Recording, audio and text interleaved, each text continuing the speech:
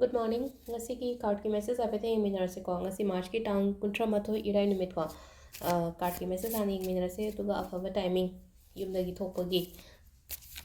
dugi matam ga khatang hajarage ko ahambada akogi card ki message se iminar se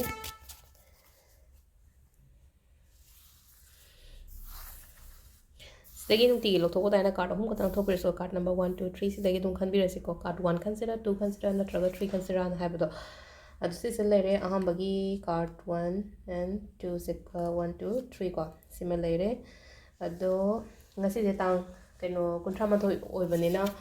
hayeng tang ama oirakpase haitara ko haidi cinnamon gumba kaigumba ready tawra thambiyo ko haidi cinnamon powder imungda kaida ayukta blow toshanaba ko adu duma thambibe ai ko Noma watling at arrange to be a tambiro do duma. Ado hana some cannot obey with the lerongani, practice to obey you in a higher gadico. Does the lady for card home say card home to the Minasic Mrs. Lucky Havado.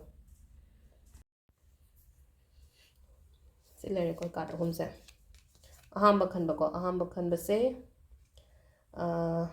hamba canbaseco, Heidi Pazana, my pacanico, one canbase. Fazana mai pakani haragadi ngasi keno ma chatkadaba lei khole kain khallaga so ko haidi aina exam chattoine natraga thabaki chattoine ko toine kain haraga so ngasi gi oinadi fazana mai pakko oina oi aduga ani suba ko ani suba se mingonda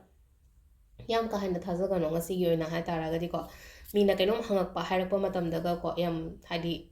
keno tawdaba haitare mana ngangi do thajabiba ko pa adu tawgono ba katang goi tawthokpa haitare ngasi gi oinadi negativity katang laiyeba khambra aduna yaringai hadi mina hairakpa oiro mina ngangakpa oiro katang khara hadi mi dugi masakto yengo aduga hadi o masina hadi ai hadi loina maki wana taba aina loina bada su mi khara laina ko mi se dum afa ta dum yaw bani chan loi khandokpa haiba nga tane aduna samna habada paisa lauge ka haraga su laina ko hadi pibidaba hadi sida lauraga chatkiba khotkiba oibado hadi mangba oiba haitare ko aduga conflict kumba su khatang leigani conflict haidi asum khana ba chena ba ko pa adu mayam do adu aman ai aman horaga su ko ai do mana binaba aina mana bidaba haidi ai su khumudraga di tumin leigre dum tadda mai tokja ga nga sai opposite person jo aduna haidi conflict kumba kai gumba so avoid to ko om su bodi am phai ko om su ba celebrations kai ka thole mai pak pa bajana natraga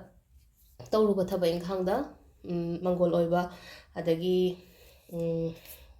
haidi partnership taga kai daga leiba oiraga so dum animak to dum kana mina pa ko dum ai lei ko adu sida leire khoi gi card ahum gi message ko card number 1 2 3 adu haji afaba timing ai apetang share tawjara ko mayam da adu matam se khoi gi afaba matam se ki pung 5 ga minute 3 tagina pung 8 ga minute ni phutar phawum phai ko 5 ga minute 3 tagina 8 ga minute ni phutar phawum le phai adu matung do 13 ga minute 53 dagina 12 ga minute 58 phawum phai adagi 3 ga minute 53 tagina pung 5 ga makhai phawum phare ko 3 ga minute 53 taina 5 makhai phaw do nungdangina 9 ga minute kumari dagina 8 ga minute 58 phawum lore leire aduga atheng bagina 13 ga minute 53 dagina pung 3 ga minute 38 phawba sisena akogi afaba timing ngasigi oina ko adu sida leire akogi card ki message se thank you